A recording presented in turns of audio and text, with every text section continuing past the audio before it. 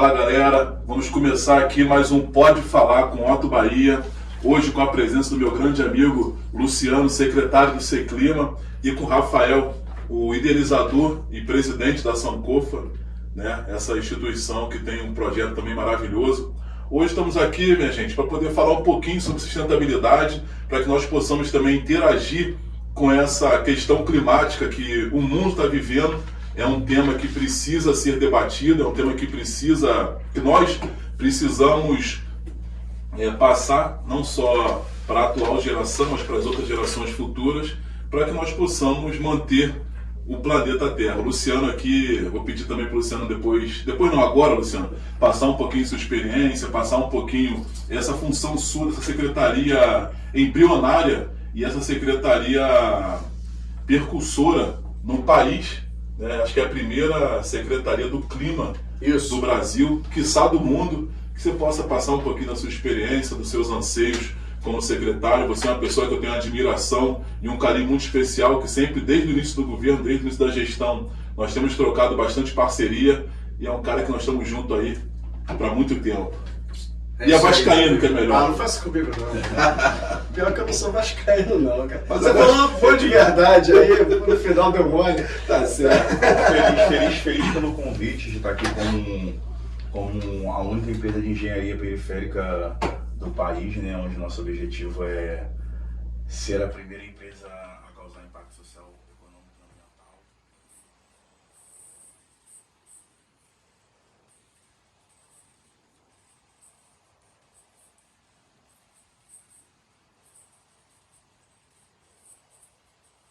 Bom, Rafael, isso aí, você sabe que eu tenho também uma admiração muito grande pela Sankofa e uma expectativa maior ainda para que nós possamos desenvolver diversos trabalhos juntos.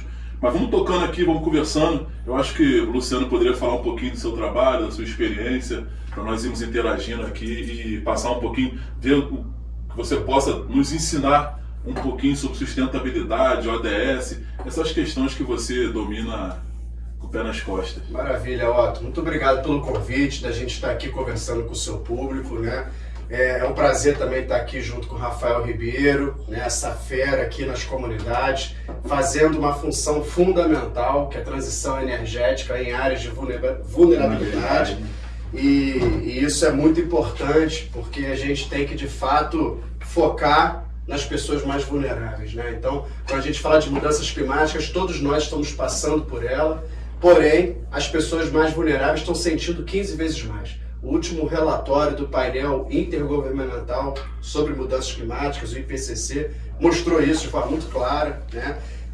E eu que venho de uma origem de sala de aula, Rafael, eu sou professor de geografia, trabalhei em sala de aula durante 20 anos, né? E nos últimos 10 vim com uma pegada muito forte e objetiva também fora de sala de aula, fazendo diversos projetos, alinhando diversos programas, tanto aqui da cidade de Niterói quanto do estado, né? Eu fui diretor do comitê da Baía de Guanabara, então lá a gente conseguiu fazer uma abordagem muito ampla na questão da sustentabilidade. O Otto acompanhou isso já de perto. E depois, em fevereiro de 2021, o prefeito Axel Grael nos convida para criar essa secretaria, que é a primeira do Brasil, Otto, como você lembrou, é a primeira das Américas, em nível municipal, dedicada às mudanças climáticas. É muito inovador, de uma gigante responsabilidade e uma tremenda loucura a gente não ter, por exemplo, ainda nas cidades, uma gestão dedicada às questões climáticas, né? Porque a questão climática, como eu falei, está batendo na porta de todo mundo, as cidades precisam se preparar, os eventos extremos acontecem nas cidades, a maior parte das pessoas do mundo já moram em cidades, e as cidades precisam estar no poder de decisão, na transformação e principalmente na adaptação a esses eventos extremos, como o deslizamento de terra que temos. Aconteceu agora no Havaí, né? Muito. No Havaí aconteceu um problema gravíssimo, mas se a gente falar em deslizamento de terra, a gente está falando do nosso bairro aqui também. Se a gente falar, por exemplo, da questão das chuvas fortes que temos em várias partes do mundo, mas Niterói também sofre com isso, né, Otto? Então, assim, se a gente falar de inundações, temos inundações diversas. Né, pelo mundo inteiro. mas Niterói também passa por isso e tem se adaptado. Nesse viés, Luciano, nós podemos até observar, como você bem falou, o trabalho da prefeitura, a responsabilidade do governo do Axel Grael com relação às contenções, né? Nós estamos aí nesse período, parece que com mais de 80 contenções. 82 contenções, que isso as pessoas não valorizam, mas isso previne muito e salva muitas vidas, né? Porque nós tivemos chuvas, Rafael, mais fortes que a de 2010, no entanto, nós não tivemos aquela tragédia que aconteceu no Bumba e no Caramujo. Exatamente. Né? Porque a cidade foi resiliente, a cidade conseguiu perpassar por esse momento com muita austeridade, graças a essa iniciativa da Secretaria do Clima, podemos dizer assim, da Secretaria de Defesa Civil e do nosso prefeito Axel Grael. Isso aí acho que é louvável e te parabenizo por essa participação. É um trabalho muito integrado, né? Então a gente não trabalha sozinho, assim como o Otto levantou também, Rafael. Aqui em Niterói a gente tem um trabalho muito participativo e integrado. O Otto faz parte de um trabalho gigante, muito importante, de referência internacional com a gente. Então a gente não faz nada sozinho. Por isso que você está vindo para cá, para compor com a gente aqui um cenário estratégico, na verdade, né, Otto?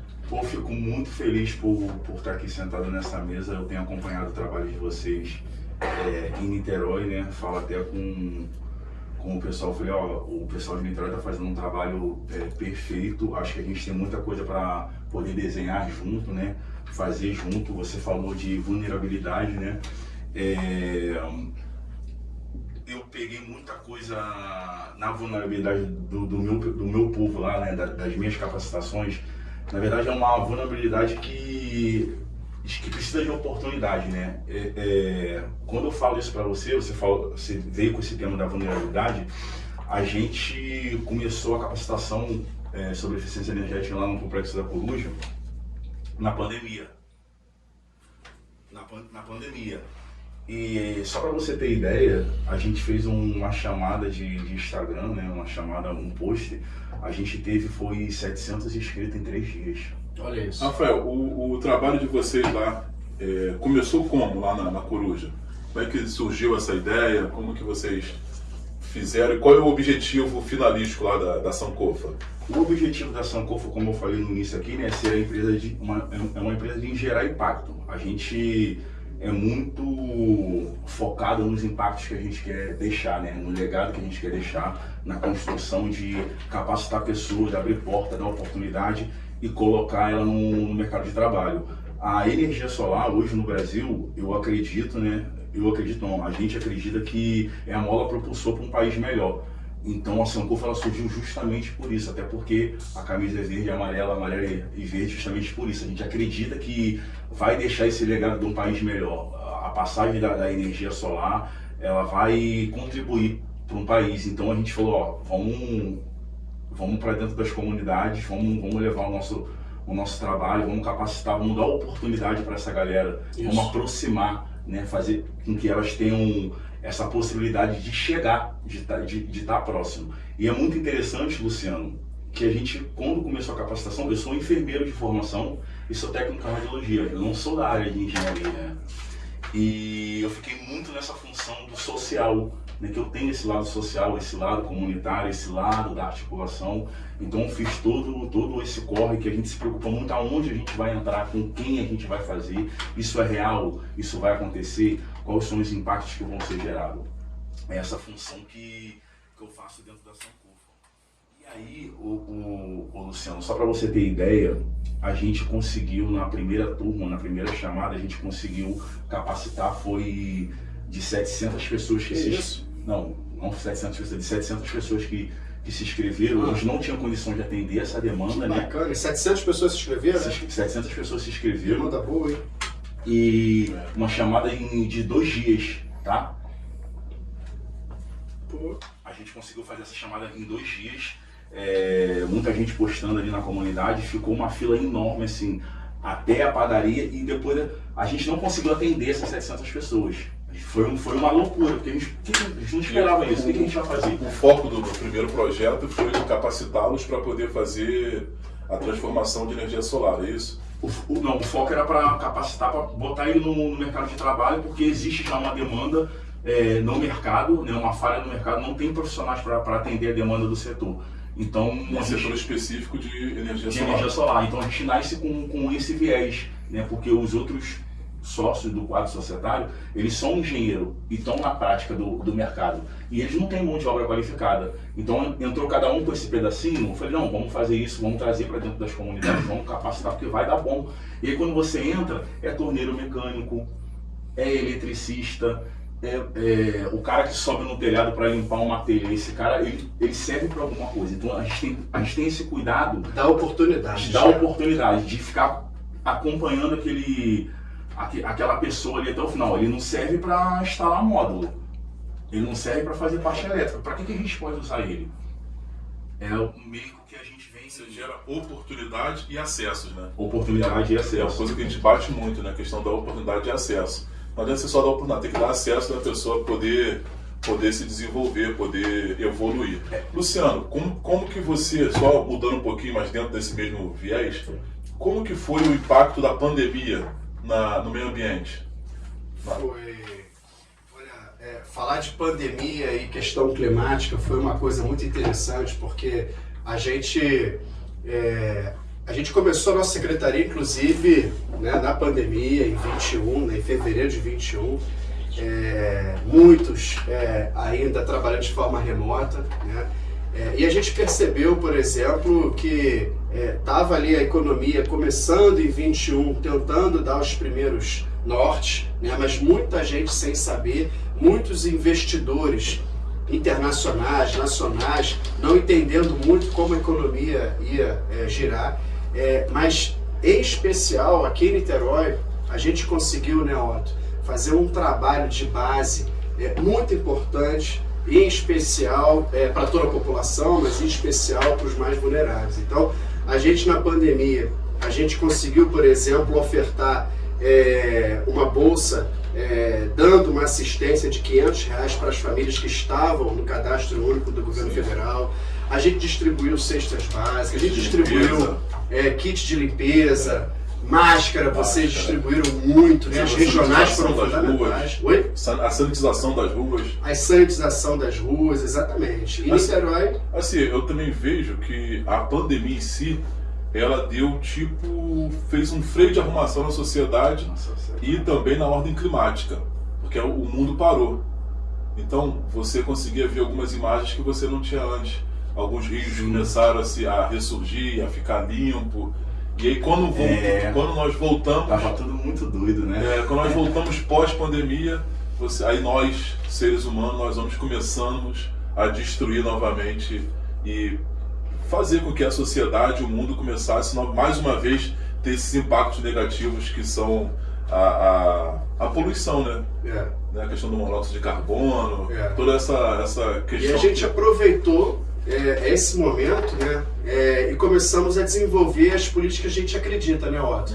Então a gente iniciou um projeto piloto lá no Caramujo, a gente construiu um programa social de neutralização de carbono, né? Então começamos a capacitar as famílias, fazer todo um cadastro. Esse programa, por exemplo, dando uma contrapartida para as famílias que, quando elas reduzem carbono através de 3 setores, água, energia e resíduo, elas têm a possibilidade de ganhar um bônus na moeda araribóia, que é a moeda de transferência de renda aqui da cidade, né? Ganhar um bônus de até R$750, né, Otto?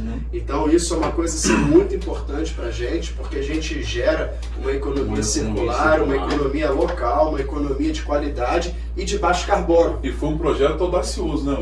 De você pegar a comunidade periférica e começar a conscientizá-lo dessa questão climática, dando esse incentivo financeiro para que ele possa também trabalhar ali o seu entorno. Então foi uma iniciativa louvável, Luciano. Tem que te parabenizar e pedir também que nós possamos levar para mais comunidades, que nós possamos agir isso de forma contundente, porque nas comunidades periféricas não tem nada, né?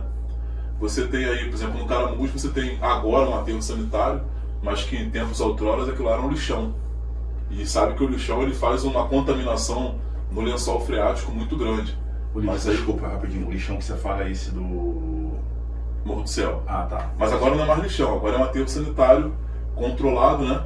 e é uma área de transbordo de recicláveis também, né, onde a nossa companhia de limpeza, ela junto em parceria com as cooperativas, consegue descartar o resíduo da melhor forma. Agora, essa ideia da expansão, ela é fundamental. E como eu estava falando com o Rafael aqui no início, a gente não faz nada sozinho. A gente vai precisar da sua força, né, da força do Rafa, para a gente poder expandir isso na cidade, porque é fundamental. É uma proposta que ela traz, além de capacitação das famílias também, como você falou, né, no projeto que você desenvolve, desde, por exemplo, uma área onde a família se sinta com o caráter de cidadã, tem o pertencimento do território, ela tem a propriedade, por exemplo, de uma conta de luz, de uma conta de água, e ela pode pagar por ela.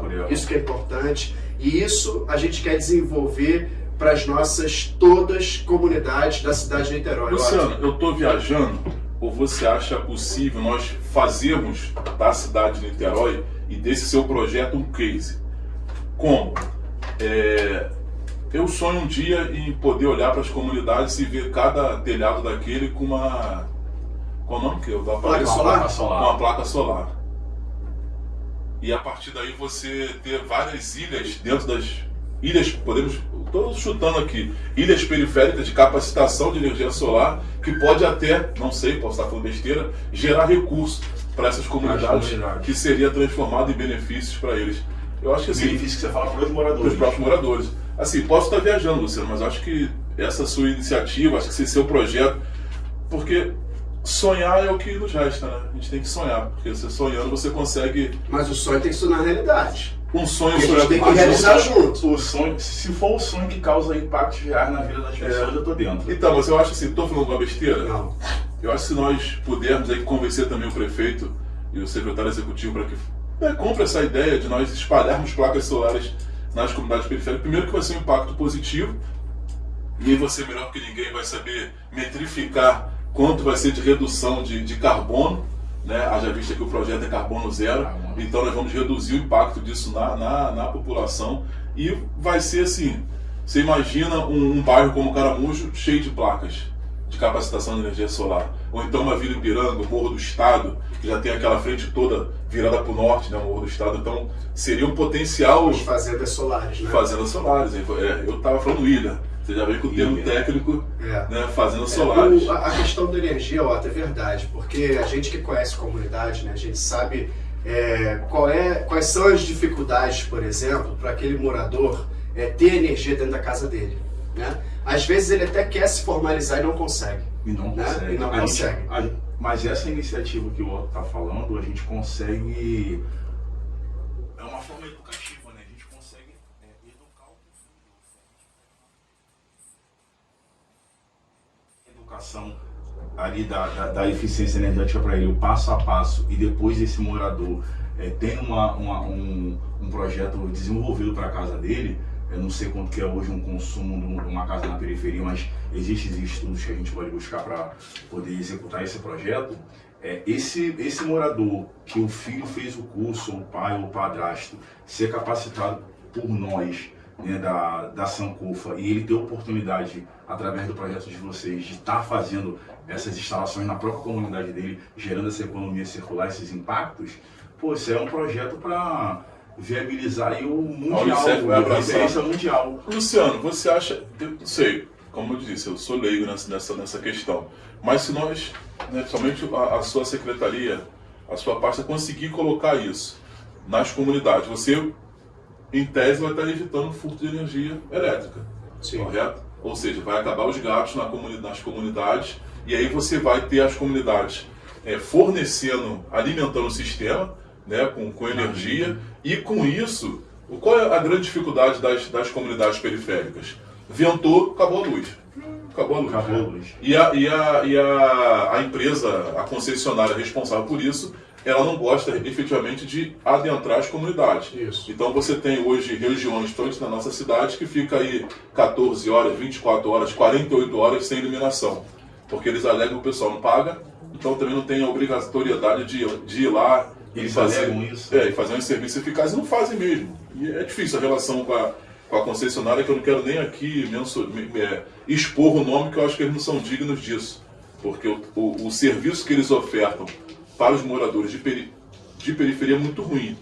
A Zona Sul, região centro da cidade, não é um serviço bom, mas é um pouco melhor. Se inventar, lá você leva em média 4, 5 horas para eles consertarem. Mas na Zona Norte da cidade, levam em 70 ou 72 horas, 90 horas. Então, assim, acho que se você entende que se nós conseguirmos implantar esse projeto, né, da capacitação de energia solar, essa parte de que a concessionária alega e de não efetuar os serviços de manutenção e de reparo eficazmente, pode ser uma solução para o... Muito bem levantado isso por você, porque o que a gente está falando aqui são de coisas já dentro do território, já coisas eficazes, já ações pragmáticas, né? Mas a gente tem que pensar que existe um pano de fundo por detrás, que é o porquê da gente fazer tudo isso. E o porquê da gente fazer tudo isso é porque a gente quer gerar independência para aquele cidadão. A gente quer gerar que aquele cidadão ele se torne de fato pertencente daquela cidade. Então, quando a gente gera uma independência, por exemplo, na energia, e no caso a placa solar pode fazer isso na residência dele, a gente está falando de uma coisa assim muito maior. É óbvio que existem algumas coisas legais que daí sim a gente vai precisar mexer, tá? Então, tanto em nível local, na própria Câmara dos Vereadores, né, quanto também uma briga estadual e federal, isso aí é tranquilo para a gente resolver, mas porque o que a gente precisa de fato, o que a energia dentro da Constituição da República traz como garantia de direitos para essas pessoas, isso que é importante a gente tocar. E aí a garantia de independência ela é fundamental. Né? Então é nisso que a gente vai abordar, é isso que a gente está construindo aqui na cidade de Niterói e é isso que a gente quer desenvolver para as outras comunidades também. Outra questão, Luciano, eu já tinha pesquisado, mas eu não tenho muita certeza. As leis de incentivo à colocação de placas na cidade, ela funciona? Porque assim, o preço hoje, aí já saiu um pouquinho da Zona Norte indo para as outras regiões da cidade. O preço de você colocar uma placa em sua residência é alto. Você está gastando em média aí 30, 40 mil reais de investimento para poder colocar placas solares e você tem o retorno disso após 3 anos. Mas aqui mais ou menos de 2 anos e meio a 3 anos. 2 anos e meio a 3 anos. Mas assim, para ser algo palpável e palatável, tem que ser algo que... Ou uma lei de incentivo, tipo, eu coloco placa, tenho redução de IPTU, eu coloco placas e tenho redução da conta de água, que é outra loucura. A conta de água, a água cobra... Não há bitributação, eles alegam que não, mas é um outro tema que cabe até um podcast para poder conversar um pouquinho com a Água de Niterói. São nossos amigos, mas merece uma conversa um pouco mais arrojada ali, poder entender como que funciona isso.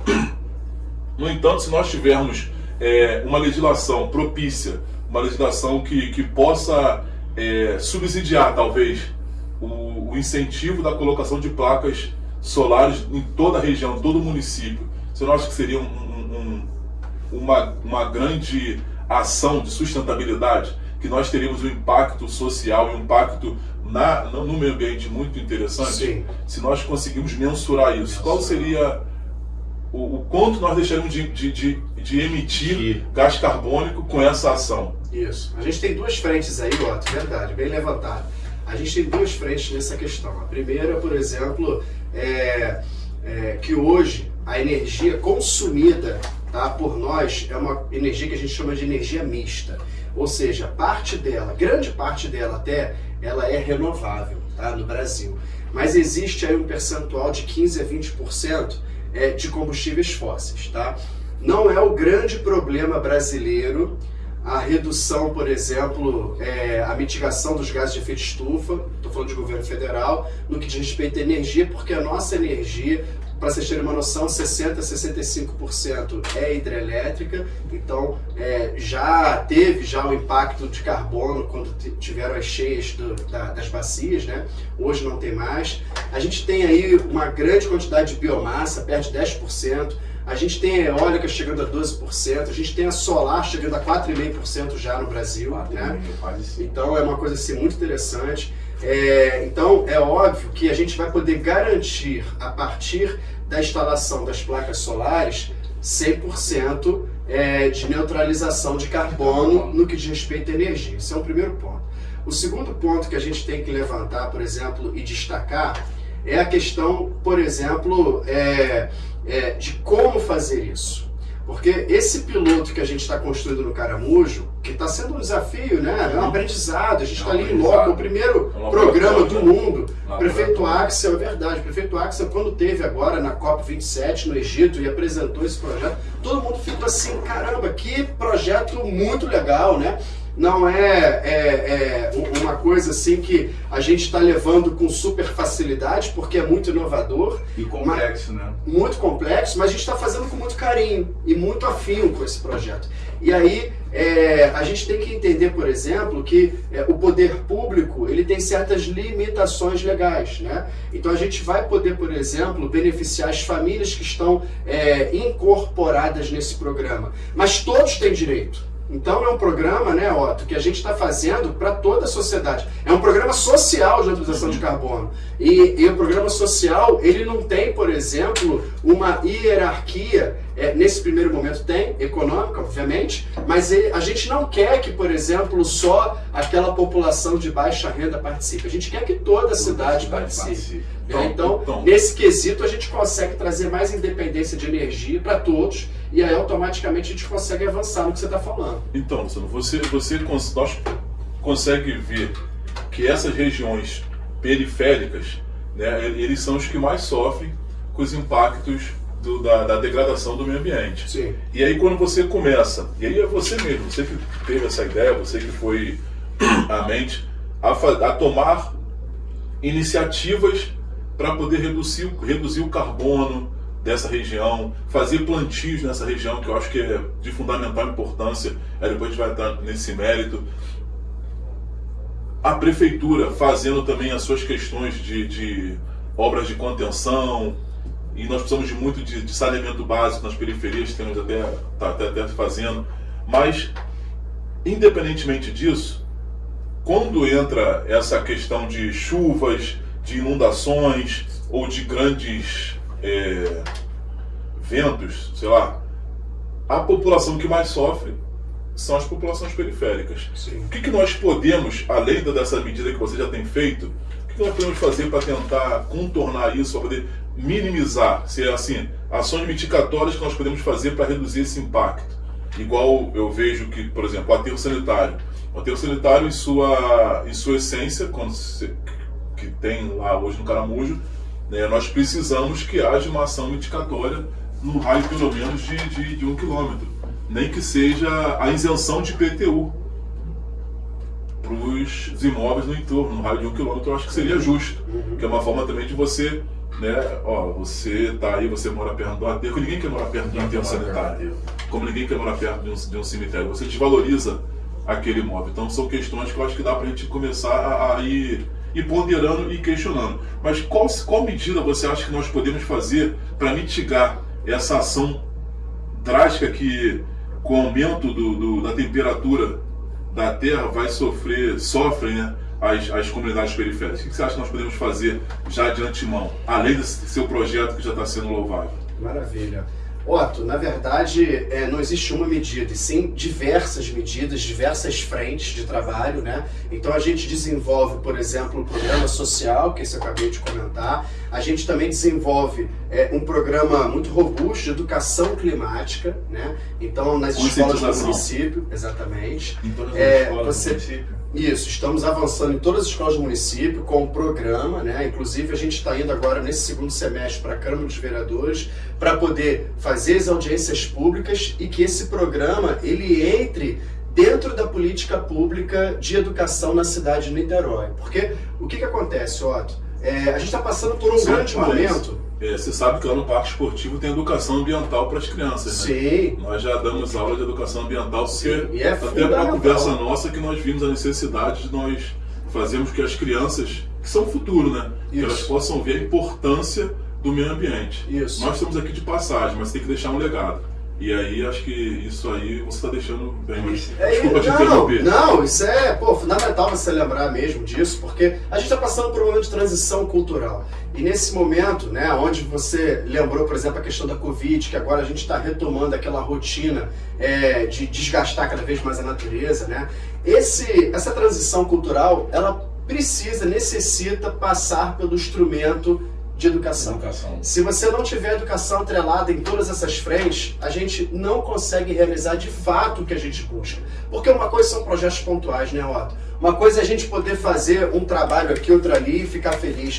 Mas se a gente conseguir construir todo um trabalho onde de forma sistêmica, né, onde você consiga de forma englobar todas essas frentes, isso é muito vitorioso e a gente consegue fazer isso pela educação. Mas também estamos fazendo, por exemplo, junto com o setor produtivo. As empresas hoje na cidade já estão passando por um processo de certificação de boas práticas em neutralização de carbono. Esse programa, na primeira etapa dele, que a gente abriu há 3 meses atrás, o prefeito lançou, a gente teve 62 empresas se cadastrando.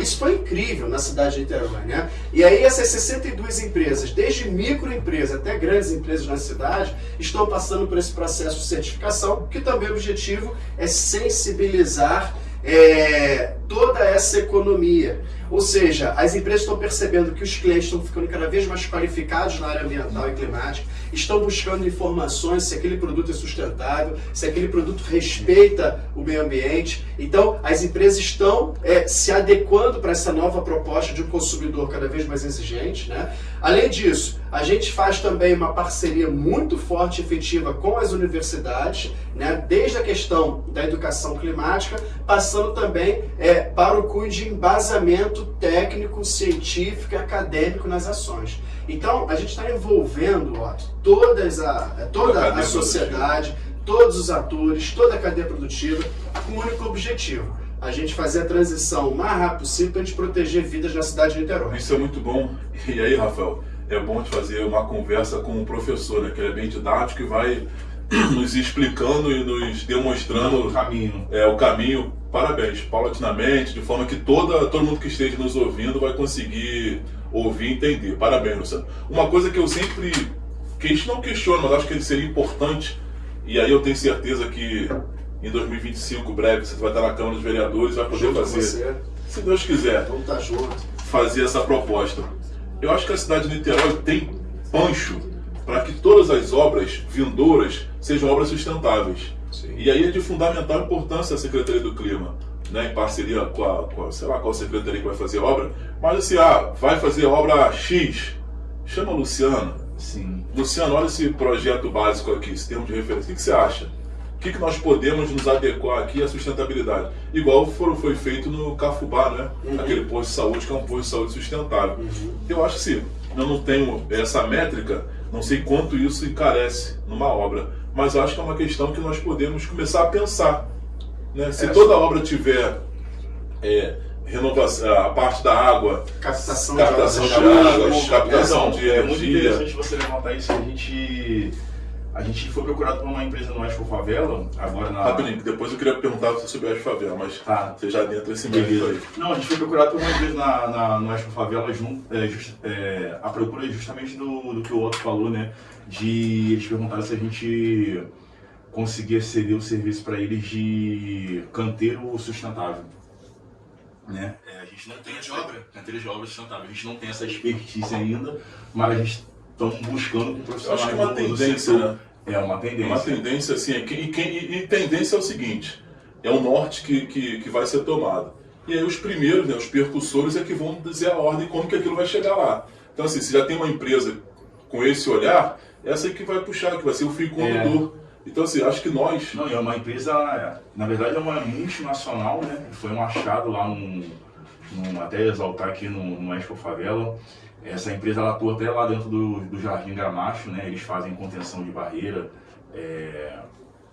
no mangue, né? Eu não entendo muito dessa parte de descarbonização, não saco muito, mas eles são profissionais no setor, são bem conhecidos no Brasil inteiro. E eles têm coisas de obra também, eles me perguntaram, vocês fazem canteiros de obra sustentável? Como a gente tem uma tecnologia depois eu queria até conversar sobre isso com vocês, apresentar para vocês, que é o tijolo feito de garrafa PET. Não sei se você já escutou falar nessa tecnologia, que é uma tecnologia que a gente está trazendo da Finlândia, onde a Finlândia é uma área remota, né? Então essa tecnologia está no país inteiro e a gente ficou responsável por essa tecnologia aqui no Brasil. A gente está trazendo ela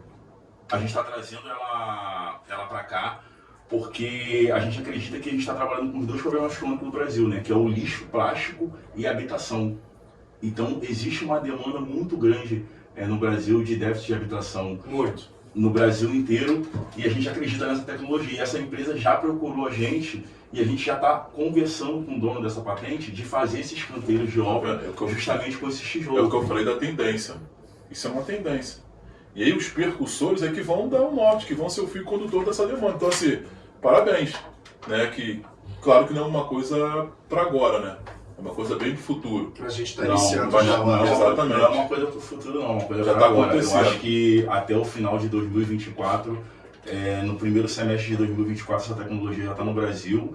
E no segundo semestre a gente já está pondo em prática. Já estão testando os tijolos, já estão no mercado já. Com certeza passando pelo processo de homologação, né? O que eu falo sempre é o seguinte: precisa de vontade política nessa história. Uhum. A política, eu acredito que seja um importante instrumento de indução dessas transições que precisamos passar, né? O governo dá a diretriz, o governo dá o caminho. O prefeito Axel lançou essa semana, por exemplo, Otto, a ordem de início do plano de ação climática na cidade de Niterói.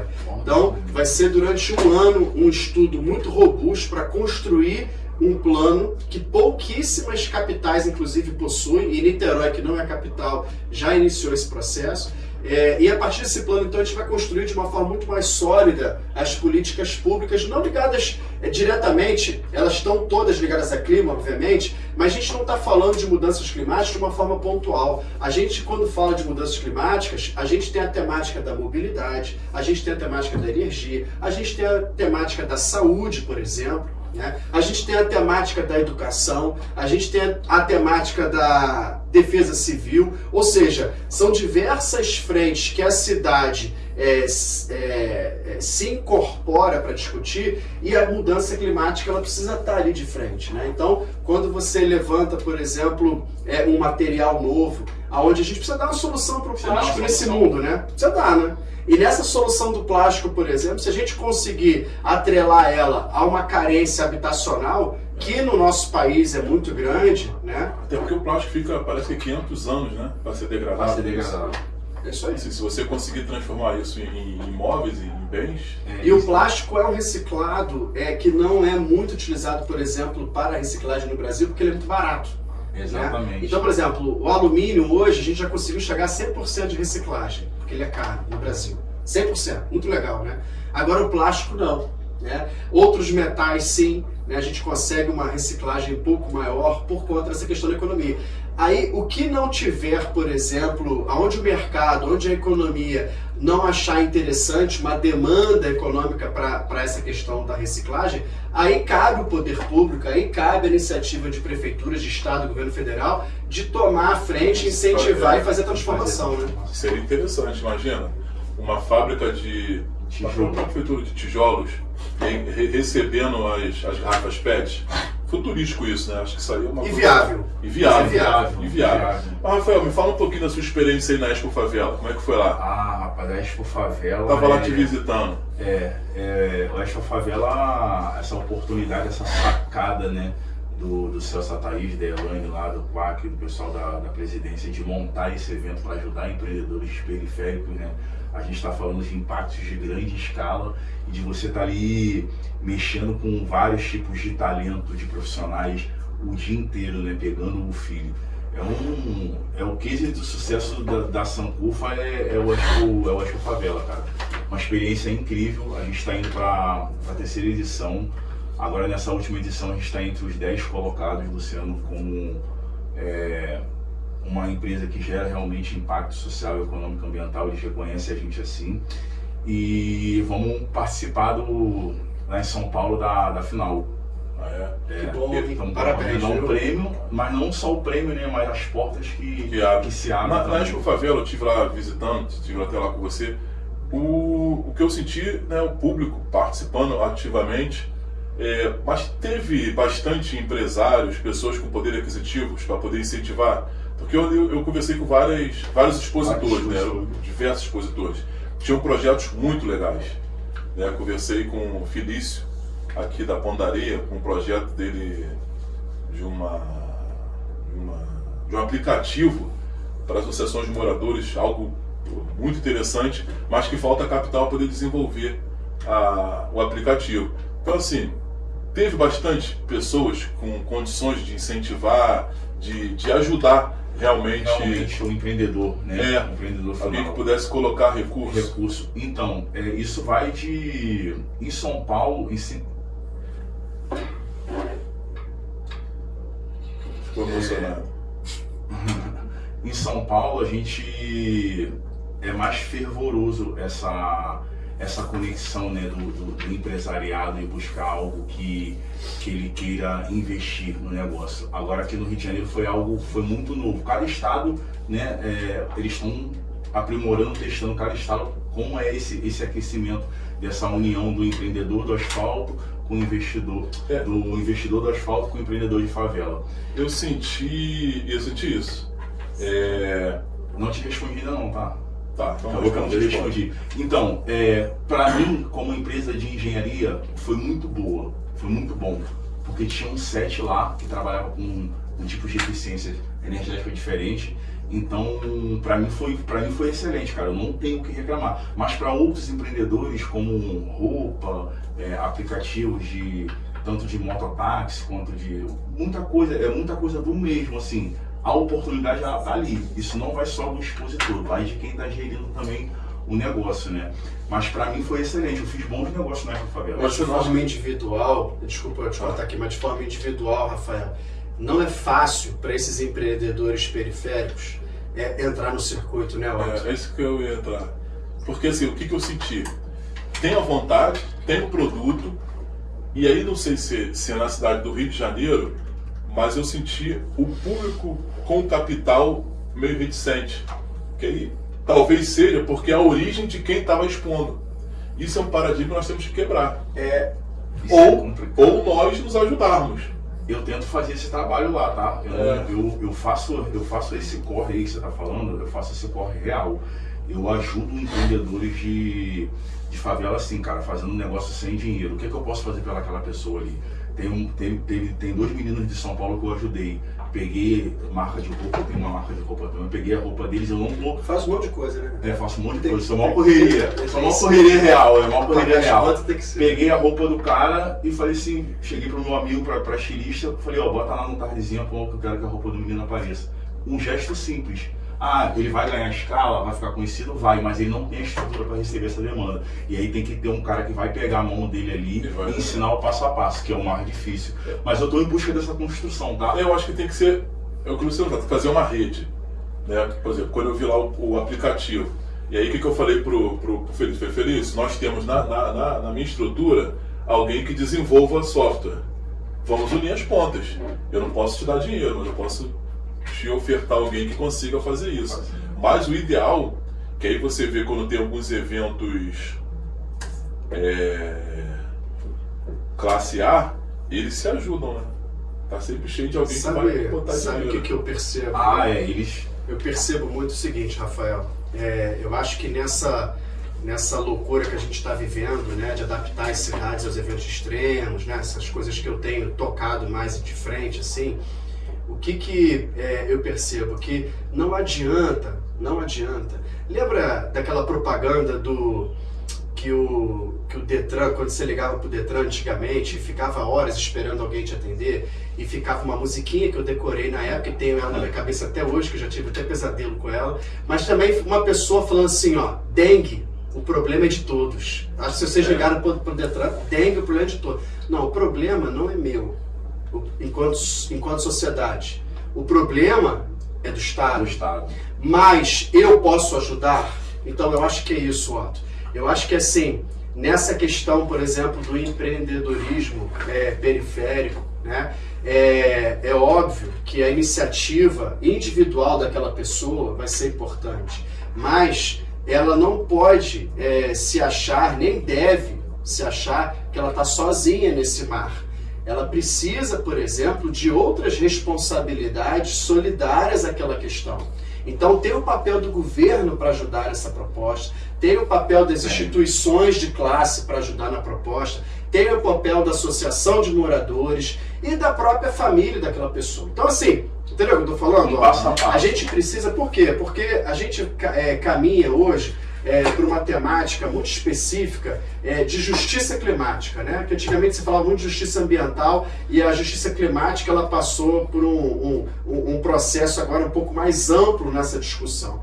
Porque é aquilo que eu falei, todos nós estamos passando pelos eventos extremos, mas os mais vulneráveis 15 vezes mais. E você, por exemplo, Otto, dentro do Parque Esportivo do Caramujo, desenvolve ações de muita qualidade, dando oportunidades, assim como o Rafael trouxe aqui, que são opções de vida para a pessoa, para aquela pessoa que tem dificuldade, por exemplo, de entender um futuro, né?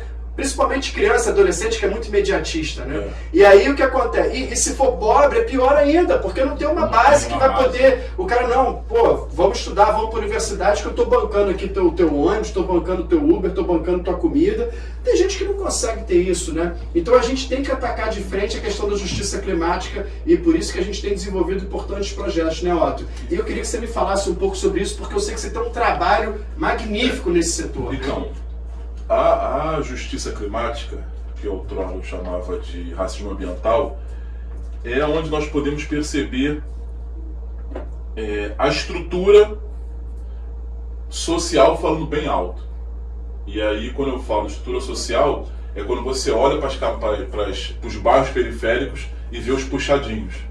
Vê os puxadinhos, vê as vielas, vê uma casa que agora as pessoas estão vendendo a laje para você fazer um outro puxadinho, sendo que sem estrutura nenhuma, né, Luciano? Os caras vão fazendo, não tem um engenheiro, vai por necessidade né? De forma morar em algum lugar, né? E aí quando você fala em comunidade, você tem diversas mazelas que precisam ser hoje em dia contemporizadas e solucionadas. Vou dar um exemplo aqui crasso. O bendito do sumidouro. Por que surgiu o sumidouro? Porque em comunidade não tem rede de esgoto, pô. E aí os caras fizeram o sumidouro. Aí você faz um sumidouro aqui, um sumidouro aqui, um sumidouro aqui, sendo que isso danificou todo o solo da região. Só que como é que você vai falar o que pro cara? Você vai jogar o quê? O esgoto aí a céu aberto? E aí o pessoal criou essa medida que não é a mais saudável. Mas ainda existe nas comunidades periféricas muito sumidouro. E nós precisamos aí conscientizar a comunidade, mas você precisa de uma contrapartida do governo. Isso. Porque não adianta você falar assim, você é obrigado a fazer o seu saneamento. O cara faz, vai jogar onde? Rede de águas pluviais? Não pode. Não pode. E faz o quê? Joga no asfalto? Tem que ter a rede coletora de esgoto ali na frente da casa dele. São questões que nas periferias precisam ser conversadas, muito bem conversadas, e nós, gestores, precisamos falar o seguinte, esses caras não vão ter condições de pagar uma água dobrada. Você entra 100 e paga 200. Então assim, até questionável isso, mas é isso. Que pagar, né? Você não, porque você não pode tirar, você não vai pagar esgoto ou água e vai ficar sem comer. Isso. Então é uma questão que você precisa contemporizar e precisa ver como vai ficar. E quando você olha para dentro de uma comunidade e aí se nós pararmos para pensar nas tragédias que acontecem pelas mudanças climáticas, ela não que seja obrigatoriamente, mas em uma escala muito grande ela acontece nas periferias. Sim. E aí por causa disso, né? E você não pode culpar o cara porque o cara não tem dinheiro para poder construir uma casa robusta ou pegar um engenheiro, um arquiteto que desenhe algo para ele. O cara não tem condições, é o que você falou, vai fazer um puxadinho e é necessidade. Eu tenho um filho, o filho teve mais um filho, criou um neto e vai ampliando e você já não tem acesso. E uma outra coisa que aí nós temos que ver, Luciano, como combater isso. Normalmente nas cidades, nas comunidades periféricas, imóvel, né? Imóvel aqui em Niterói é composto em sua maioria por não sei se o termo certo é esse, mas o solo é saibro, né? E saibro é algo muito consistente. E nas chuvas, aquilo vai cedendo, né? Vai cedendo. E aí, você não vai acontecer isso lá em Caraí. Isso não vai acontecer na região oceânica. Isso vai acontecer aqui na Zona Norte. Que Niterói tem uma particularidade, que Niterói é uma cidade composta de muitos relevos, né? E aí esses relevos foram habitados, em sua maioria, pelas pessoas de comunidade. E aí, vou adentrar uma situaçãozinha aqui, mas que é isso. Quem são essas pessoas que moram nessas situações de alto relevo? E como que elas chegaram ali? Se nós buscarmos um retrato histórico disso, foi lá no período da escravidão, porra. Que aí o cara saiu, não tinha pra onde ir, vai pro morro. E vai pro morro. E a primeira favela foi na Providência, lá na Saúde, e aí os caras foram crescendo e foram habitando, e era o que tinha. Porque vai morar como? Em algum outro lugar. Você vai ter que morar no morro. Aí você vê, dentro dos morros, uma casa dentro da outra, que passa por outra. Você tem comunidade de Niterói que eu não consigo andar. É o que a gente chama de crescimento orgânico, né? Não tem planejamento, Não tem planejamento nenhum. mas é uma solução que aquela população de baixa renda precisa, porque ela precisa morar em algum lugar. Isso foi uma falta histórica de um investimento em políticas de habitação popular no Brasil inteiro, né? Em especial, Niterói, nos últimos 10 anos, é uma das poucas cidades fora das capitais que tem investido em população popular, desculpa. Mas a gente ainda tem uma demanda grande, né? Toda essa região aqui, como você lembrou bem, é um relevo que a gente chama de mar de morros. Então toda a região metropolitana do Rio de Janeiro é mar de morros. E esses morros eles foram ocupados. Meu professor predileto. Foram ocupados por isso, né? Por essas pessoas que precisam dessas soluções de moradia. Então, assim, por falta, né, de uma carência, de uma deficiência, de uma política específica habitacional. O que a gente precisa, Otto? É dar solução para essas pessoas, né? Então, na questão do saneamento, por incrível que pareça, você estar numa cota mais elevada é até mais fácil e mais barato. Por quê? Porque se você joga uma rede de uma coleta de esgoto, né, rede coletora de esgoto que a gente chama, por exemplo, no asfalto, como a gente chama, né, ali o morro ele drena todo, a gente consegue, por exemplo, drenar casa a casa, ponto a ponto, para aquela rede coletora indo para as estações de tratamento, que a gente em Niterói temos 9 estações de tratamento. Na semana passada, o prefeito Axel recebeu um prêmio lá em São Paulo de 4ª melhor cidade em saneamento do país. A gente precisa olhar para as comunidades. Em 2019, eu consegui recurso, por exemplo, no Comitê da Baía de Guanabara, que eu estava falando para vocês, né?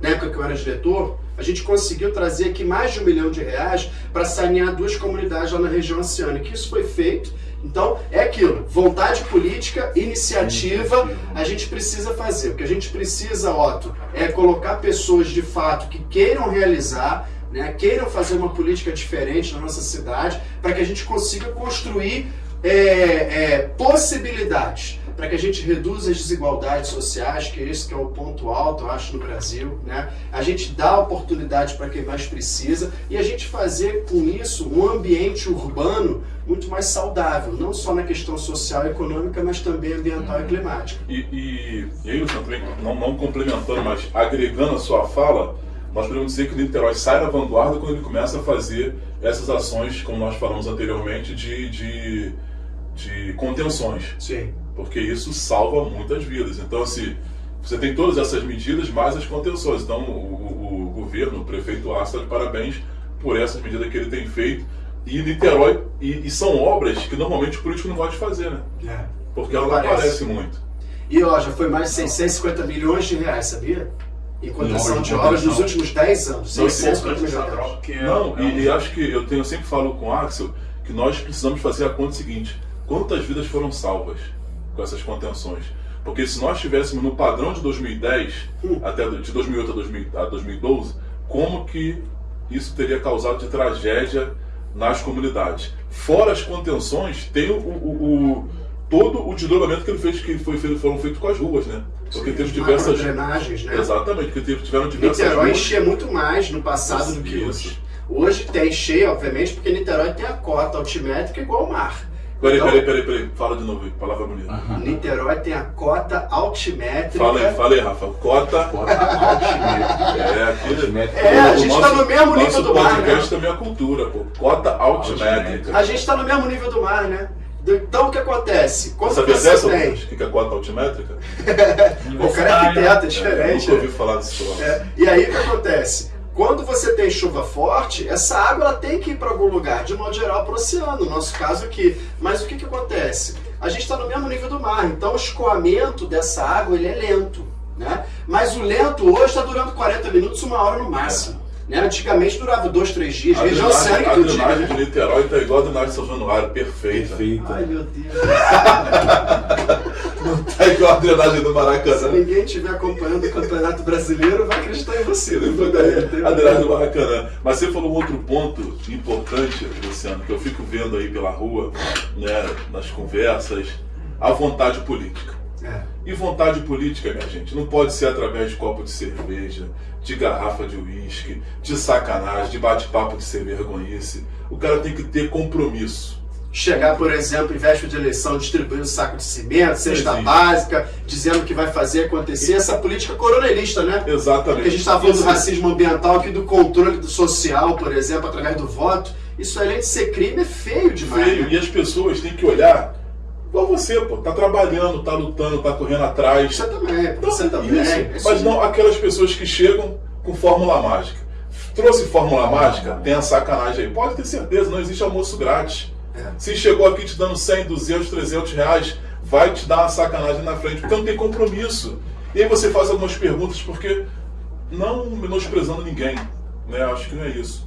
Mas a pessoa tem que ter minimamente capacidade para te representar. É igual quando você contrata um advogado. Você quer olhar, pô, você vai passar uma procuração pro cara. E voto e política é isso, gera consequências. Que se você não tiver a condição mental de avaliar o que aquela pessoa está te propondo, porque primeiro que ela vai te propor a lua. Ah, eu vou te dar a lua, hein? Ó, daqui a pouco a lua é sua, tá bom? E, gente, como é que é isso? Então, assim, tem umas coisas que, como você falou, que tem que ter vontade política. Tem que ter vontade política, tem que ter sapiência, isso. Porque a pessoa não pode ser um aventureiro. Vontade de levantar da cama. Vontade de levantar da cama, por quê? Não, tem muitos jovens capazes, mas tem muitos jovens na sacanagem. Que quer chegar aqui e pagar meia dúzia de cerveja, um balde de cerveja ali, um balde de cerveja colar, e aí fala que vai fazer algum agrado. Mas, gente, estamos de pessoas capazes. Pessoas que vão chegar, fazer um debate igual nós estamos fazendo aqui, uma conversa isso. Que é saudável, é salutar, para qualquer um ouvir. Porque você, como professor, deu uma aula aqui pra gente, não foi? Você, como empresário, mostrou o que nós podemos fazer para as comunidades periféricas. E você, como cidadão, tem mostrado na prática, lá dentro da sua comunidade e fora dela, como atuar. Né? Nós temos que lutar. É isso aí. Então, assim, não adianta a gente ficar contando história. Eu acho que nós estamos aqui, nós não contamos história. A gente está aqui para trabalhar, para demonstrar, para ajudar. E a gente mostra resultado, né? Oportunidades e acessos. É isso aí. Acho que é isso. É isso. Fala, Rafa. Você mostra muito bem você mostra tão bem, né? Eu sou um cara muito impactado pelo projeto lá do PESC, né? Eu fui realmente impactado por aquele projeto, que eu estou replicando o projeto igual o dele lá na minha comunidade. Cara, eu fico arrepiado quando fala do parque, porque assim, eu treinei ali, né? Então, o Júlio falou. Eu treinei ali quando ali era um trecho para chegar no busto da Água de Niterói. Não tinha campo de futebol, não tinha nada, era mato e um trecho. Então tinha vezes que algumas vezes eu não tinha dinheiro para ir pro Célio de Barros treinar, então eu treinava ali. E aí você vê a transformação daquele espaço. Eu tinha um sonho. Não comparando, tá? Mas era isso. O Caulius, ele tinha uma pista dentro de casa e um corredor de salto.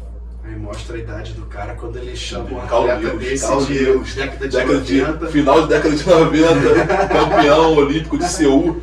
E assim, o cara tinha isso. E eu falei, porra, eu fiz salto triplo, eu queria ter um corredor de salto pra mim. Esse era o objetivo. Só isso, só o corredor. Porra, corredor de salto dentro da minha casa, tá louco? Coisa boa pra caramba. E aí, tem 2 atores aí que foram fundamentais, 3 atores foram fundamentais. Quando o Axel, em 2013, foi lá, eu não podia ir, que eu estava na Secretaria de Saúde, eu era um dos gestores lá, então eu não podia ir. Chamei minha esposa, a Sheila, para poder ir lá. E a Sheila, Sheila, leva ele nos lugares, que tinha uma contrapartida do BID, leva ele nos lugares, mas tenta mostrar para ele lá o parque, ó. o campo, lá onde que aí depois virou um campo de futebol, onde que eu joguei bola a minha infância, onde que eu tento mostrar ali porque é um espaço amplo, perto ali de onde que a gente morava, é um local que eu acho que vai ser legal, mas mostra para eles outros lugares também. E aí o Axel, com uma sagacidade muito grande, ele isso aqui vai ser aqui. E nós falamos também do histórico ali de perto da região, porque de frente era o local que derrubou helicóptero, então era uma área deflagrada. E o Axel foi muito austero, foi muito contundente. Não vai ser aqui, aqui é o problema, então vai ser aqui. E aí mas muita gente do governo foi contra. E teve uma outra pessoa que abraçou a ideia, que na época, na oportunidade, era o Rodrigo Neves, que era o prefeito. Então assim, casou. E aí, como nós estávamos falando anteriormente dos sonhos, né? O que nós estamos propondo aqui é isso. Nós estamos aqui hoje, né, em 2023, hoje é 23 de agosto, que dia é hoje?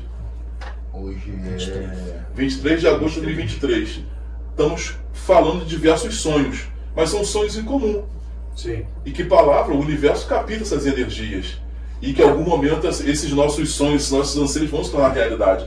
Então assim, o parque esportivo, eu gosto muito de chegar lá sexta-feira. Que sexta-feira tem a criançada do futebol, do atletismo, do skate, do tiro com arco, todo mundo, né? Quantos atletas diretamente treinam hoje lá, Otto? Então, incluindo o futebol, em torno de uns 400. Olha que bacana. Atleta, vamos colocar esse termo, porque a gente está tentando cada vez mais... Atleta não, eu estou falando atleta, mas é o amador, o profissional, participante. Nós temos 1.200 cadastrados, né? 1.200 atendimentos mês. Crianças cadastradas? Não, crianças, adultos de 6 a 80 anos. 1.200? 1.200 crianças, 1.200 pessoas serão atendidas ali. Aí, na sexta-feira, absurdo. Porque assim, tem lá 100 e poucas crianças jogando bola, mais umas 40 fazendo atletismo, mais umas 20 fazendo skate, mais umas 20 fazendo LPO, não sei quantos fazendo tiro com arco. Então assim, você vê aquele fervor de criança. E o mais importante ali, que aí realmente é a cereja do bolo, o enfrentamento social que está fazendo ali. Eu não sou contra nada nem contra ninguém, cada um faz o que quiser da vida. Só que quando você está num parque esportivo igual aquele, você vê uma outra oportunidade. E foi o que eu tive, pô. Eu sempre morei no Caramujo. Então, só que eu fui treinar, fui apresentado ao esporte. E aquilo ali é inebriante, você fica, você quer. Nós já temos uma galera ali, que aí são os atletas. Que o objetivo não é atleta, o objetivo é dar oportunidade para todas as crianças. Só que tem uma galera que sempre tem um pontinho fora da curva, né? Então tem umas crianças ali que são diferentes. Nós temos uma expectativa, não que esse seja o objetivo, você tem que deixar claro, mas uma expectativa de 2028 ou 2032, nós vamos ter crianças do parque esportivo na Olimpíada. Isso assim, vamos trabalhar para isso. É quase difícil não ter, porque nós temos, o que nós temos hoje, em forma abundante? Matéria-prima. Pô. E aí você tem de todas as modalidades, você tem 17 modalidades olímpicas ali. E você tem criança fazendo tudo. Você pega um Zé lá que faz todos os esportes. Aí você pega uma Rafaela,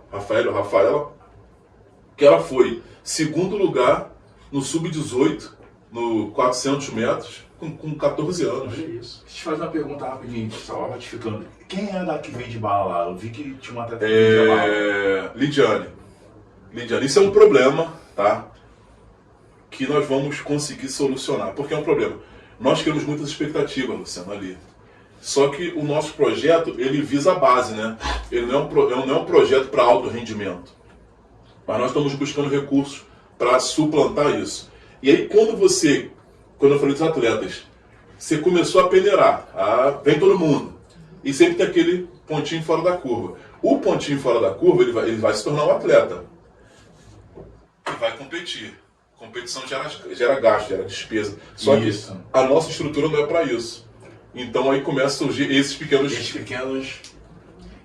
coisas positivas, mas que assim, a garota quer viajar para um campeonato brasileiro, só que... Representando Niterói, acho que é importante, por exemplo, o governo apoiar.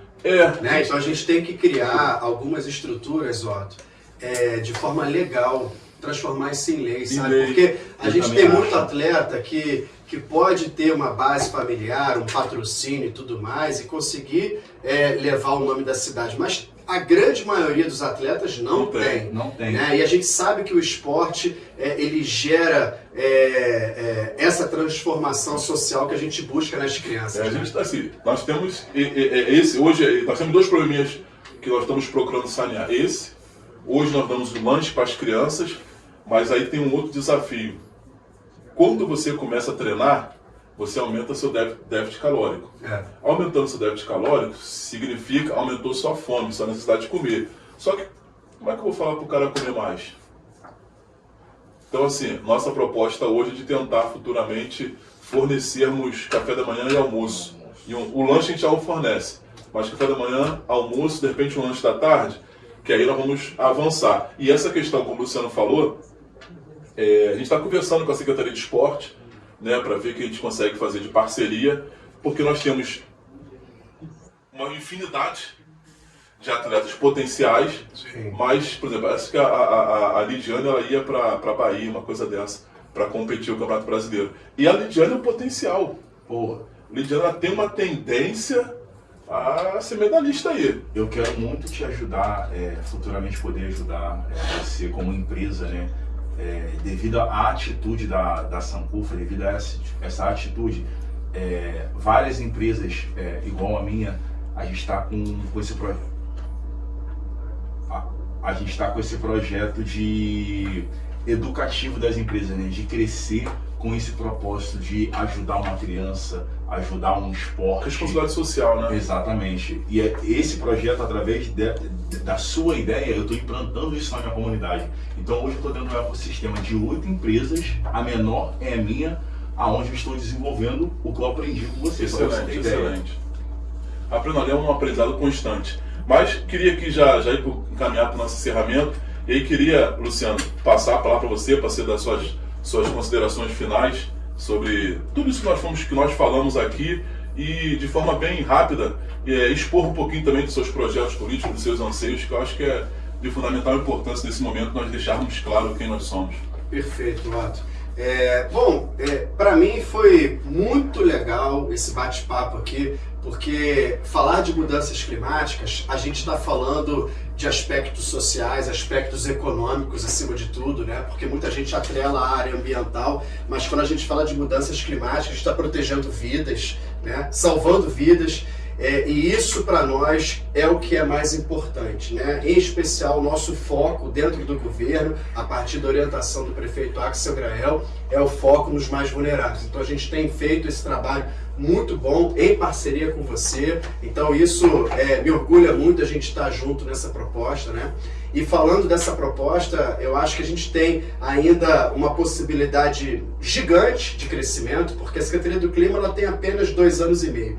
E se a gente falar nesses 2 anos e meio, a gente já construiu e consolidou um programa social, um programa educacional, uma transição energética que a gente está falando não só, por exemplo, das casas com placas solares, mas a gente está falando também de uma transição em mobilidade ativa, a gente está falando de ampliação das nossas ciclovias, a gente está falando, por exemplo, dos testes dos ônibus elétricos na cidade, a gente está falando, por exemplo, de uma estrutura também dos carros elétricos, não só para o governo, mas também para toda a população, né? A gente está falando de um programa de certificação de carbono, por exemplo, com as empresas, a gente está falando de uma estrutura de parceria com as universidades em 2 anos e meio. Então a gente tem ainda muito para crescer. Niterói tem um público muito qualificado e nos cobra isso. Isso é muito importante também. E eu não tenho dúvida que eu acho que ano que vem esse debate ele vai estar muito melhor qualificado, muito na ponta, por exemplo. E o cidadão que quiser representar, por exemplo, essa população na cidade, ele precisa ter o debate climático e de sustentabilidade na cidade, porque senão ele vai ficar de fora das políticas públicas que virão nos próximos anos, porque é um planejamento que a gente está fazendo aqui. A gente não está tirando as coisas da cabeça. A gente contratou agora, essa semana, 2 instituições de reconhecimento internacional, por exemplo, tanto uma que está em 119 países, quanto outra que está em 27 países, implementando essa mesma agenda. Então é uma agenda global, onde a ação local é fundamental e o ator político que não estiver dentro dessa agenda está fora. Parabéns, Otto, por trazer esse debate para o seu público, parabéns por colocar esse debate nas ruas, conta comigo, estou à disposição para a gente construir isso junto. Luciano, eu te agradeço, sabe que eu sou um admirador e uma pessoa que sempre conversa com você, faço diversas perguntas, sabendo que você é professor com o intuito de sempre aprender mais. E sempre quando eu converso com você é um aprendizado, a gente troca muita ideias. Isso aí, acho que pra gente tá fazendo com que nós possamos crescer como ser humano e como político também. E aí, futuramente, você sendo candidato, caso eu não seja, meu voto já é seu. E vice-versa. Isso. Rafa, vamos lá. Suas últimas considerações, que você te agradecer também pela sua presença, Sankofa, essa parceria aí. A energia que conecta os não conectados à oportunidade. Esse é o nosso slogan. Amém, axé, pô. E a Sankofa é uma palavra tuí de Gana, que significa voltar ao passado, ressignificar o presente para construir o futuro. Ou seja, tem até um bicho que é Sankofa, que é exatamente o que nós estamos fazendo. Parabéns. Isso aí. Parabéns, que nós possamos fazer mais podcasts como esse, mais palavras como essa. Tamo junto, Luciano. Eu quero aproveitar a oportunidade, quero te indicar convidados, cara. Tem uma galera potente pra vir aqui. Me indica assim, depois só passar pra Paulita, a gente vai anotar aqui. E aí, galera, já encerrando aqui, agradecer mais um Pode Falar nosso, que nós possamos fazer cada vez mais. Os próximos temas, vamos falar sobre racismo. Eu, a doutora Cláudia, o Fabrício Fernandes, vamos estar aqui interagindo sobre racismo estrutural e toda forma de racismo e de antirracismo na sociedade. E depois também vamos falar sobre direitos humanos. Vamos falar um pouquinho sobre esse tema, né, que está jogando na nossa cara essa quantidade de crianças negras que estão morrendo aí nas periferias. Precisamos debater sobre isso, como eu falei, respeitando toda a política do Estado, mas a gente tem que dar um freio de arrumação na casa aí para poder organizar, né, de forma respeitosa e harmoniosa. Mas precisa conversar e dialogar sobre isso. Galera, pode falar, tamo junto. Obrigado, pode Vem falar. conosco.